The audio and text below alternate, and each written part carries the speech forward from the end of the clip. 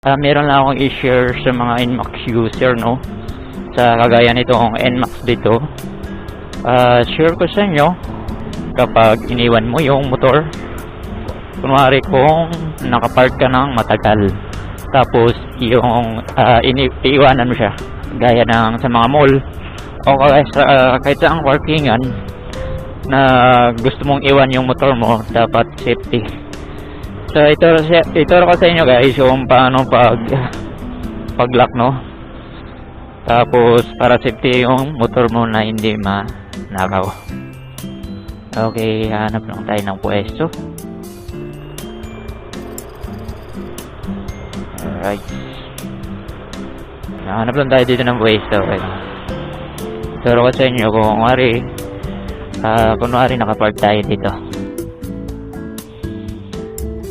Kunwari iniwan mo yung motor mo sa mall, tapos medyo matagal kang magbalik, tagal ka bumalik, no?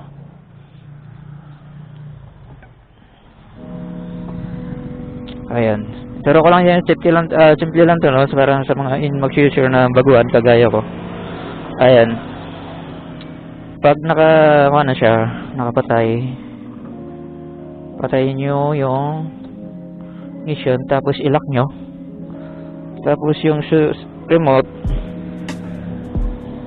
ito yung remote nya, para double check na nakapatay talaga yung motor. Pag ganito kasi ginagawa nyo, hindi nyo pinapatay sa remote, pag ganyan bukas pa rin siya. Ayan, bukas pa rin siya. Ang gagawin nyo ay pag iniwanan nyo matagal para safety yung remote, ito yung remote, patayin nyo sa remote para hindi na siya umandar. Long press nyo lang ng matagal yun, iilaw sa ng matagal. Ayan, nakapatay na siya. Ayan, pag gusto mo namang buhayin, pindutin mo lang matagal.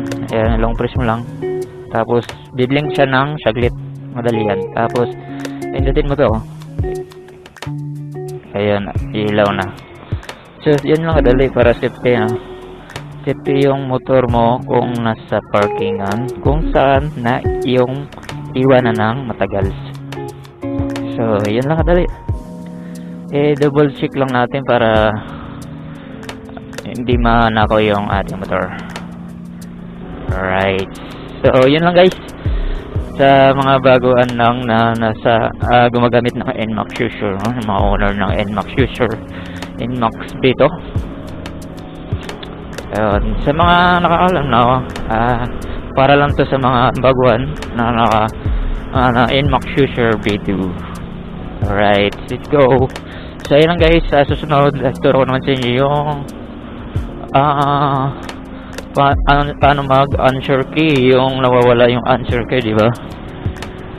Yung pag pinindot mo yung remote key mo, iilaw lang pero hindi na siya tutunog.